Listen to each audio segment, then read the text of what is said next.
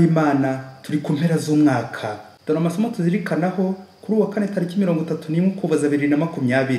Isomo rya mbere ni ryo mu bara ya mbere ya Yohani umutwe wa 2 umurongo wa 18 kugeza kwa 21. Bana banjye, isaha ya nyuma yageze. Mwigeze kumva avuganya mu rwanya Kristo ugiye kuza, none ubu ngubu abarwanya Kristo badutse ari benshi. Tumenyereho dutyo ko isaha ya nyuma igeze. Abo bantu badukomotsemo ariko ntibari abacu, kuko iyo bajya kwa bacu baba baragumanye natwe. Nyamara byari ngombwa kugaragaza ko bose uko bangana batari abacu. Twebweho Yezu w'intungane yabasigishije Roho Mutagatifu, bituma mwese mugera ku bumenyi. Nuko rero sinabandikiye ko mutazi ukuri, ahubwo nabandikiye ko mukuzi, kandi ko nta kitwa ikinyoma gikomoka ku kuri. Iryo ni ijambo ry'Imana. Zaburi ni ya 96. Ijuru ni ryishime kandi isi nihimbarwe. Amagambo mu Ivanjili ntagatifu Yezu Kristo uko yanditswe na Yohani umutwe wa mbere umurongo wa mbere kugeza kwa 18. Mu ntangiriro ijambo yariho, kandi ijambo yabanaga n'Imana, kandi ijambo akaba Imana.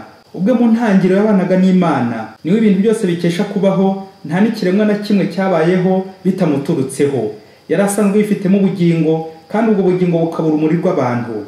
Nuko urumuri rumurika mu mwijima, ariko umwijima wanga kurwakira. Habayeho rero umuntu woherejwe n'Imana, izina rye rikaba Yohani. Yazanywe no kuba umugabo wo guhamya iby'urwo rumuri, kugira ngo bose bamukeshe kwemera. Si we wari urumuri, ahubwo yari umugabo uhamya iby'urwo rumuri. Ijambo niwe wari urumuri nyakuri, rumurikira umuntu wese uza kuri iyi si. Yari mu isi, kandi isi yabayeho kubwe, ariko isi irarenga ntiyamumenya. Yaje mu bye, ariko be ntibamwakira.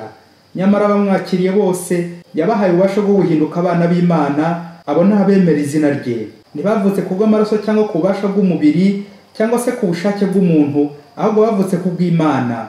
Nuko jambo yigira umuntu maze abana natwe, kandi twibonera ikuzo rye, ikuzo umwana w'ikinege akomora kuri se, akaba asendereye ubuntu n'ukuri. Yohani yabaye umugabo wo guhamya ibimwerekeyeho, maze arangura ijwi avuga ati, nguyu uwo navuze nti uje nkurikiye aranduta, kuko yariho mbere yanjye. Kandi twese twahawe ku busendere bwe, tugirirwa ubuntu bugeretse ku bundi. Uko amategeko yatanzwe anyuze kuri Musa, ni nako ubuntu n'ukuri byatugejweho binyujijwe kuri Yezu Kristo. Ntawigeze abona Imana na rimwe. Umwana w'ikinege uba muri se niwe wayimenyekanishije. Iyo ni Ivanjili ntagatifu. Bana b'Imana, turi mu gihe cya Noheli. Ubuyoboke bwose ku Mana bushingiye ku kwigira umuntu kwa jambo, kubera umukiro w'abantu, pour le salut des hommes. Dufashijwe n'amasomo asoza umwaka, tugiye kuzirikana ku isaha ya nyuma. Ese isaha ya nyuma kuri nge ni ryari? Isaha ya nyuma isobanura iki mu buzima bwanjye?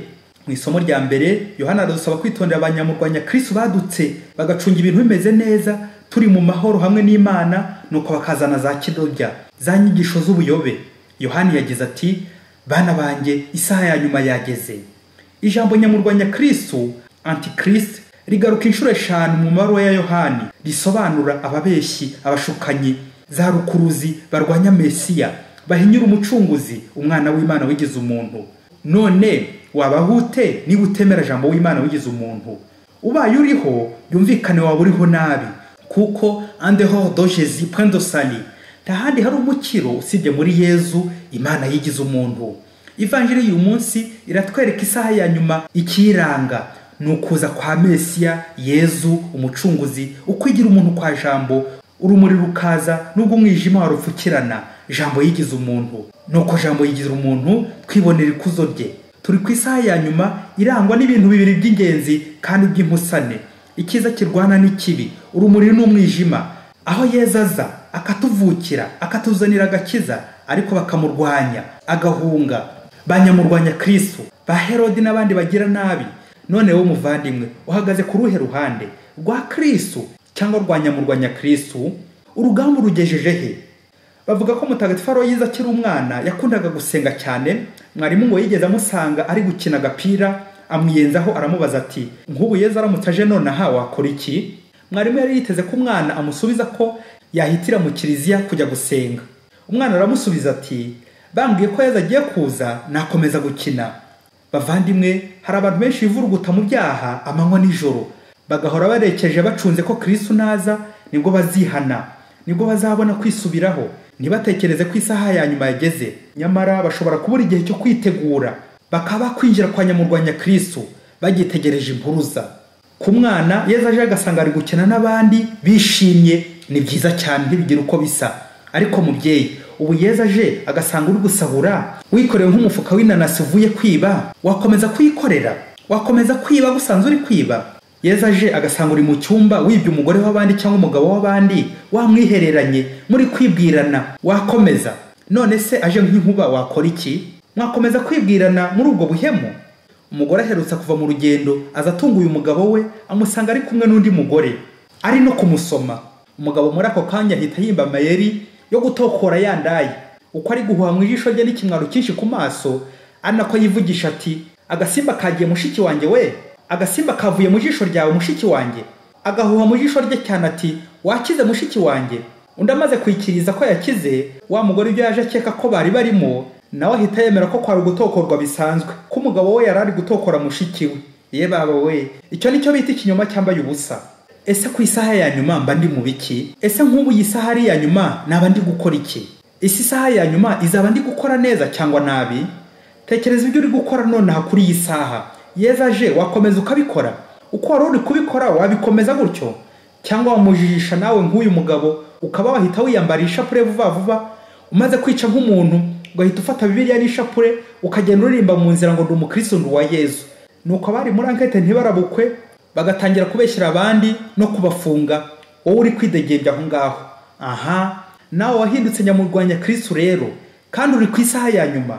Ijambo isaha ya nyuma rishobora kuvuga ishira ry'ibihe, eschatologie, fin dernière, ibihe bya nyuma birimo intambara n'imidugararo, ibyorezo, ibiza, coronavirusi, guparika gusenga no gufunga kiliziya, kwigumura no kwigomeka ku Mana, urubanza rw'imperuka, urupfu n'izuka, ubuzima bw'iteka nk'igihembo kubagororokeye Imana, cyangwa umuriro w'iteka kubakoze nabi.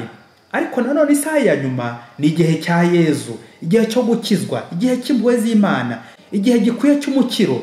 Ni kandi ya saha ya 9 y'impuhwe z'Imana. Yezu acungura isi, akabangwa ku musaraba, agapfa, akazuka. Isaha y'umutsindo, le jour du salut, l'heure du salut. Isaha ya nyuma kandi ni isaha ya Noheli. Yezu yigize umuntu aje kuturohora no kutuzahura. Isaha ya nyuma nanone ni isaha yanjye bwite, igihe nzapfiraho, igihe nawe uzapfiraho. Tuzirikane kandi twese abatuye isi ko iyi saha ari isaha ya nyuma muri uyu mwaka. Muvandimwe, wageze kuki? Ni hehe warwaniye Kristo? Cyangwa ni hehe wamurwanyije? Kuri iyi saha nitoze kuvuga, gukora nk'aho ari byo bya nyuma, nk'aho ari yo saha ya nyuma.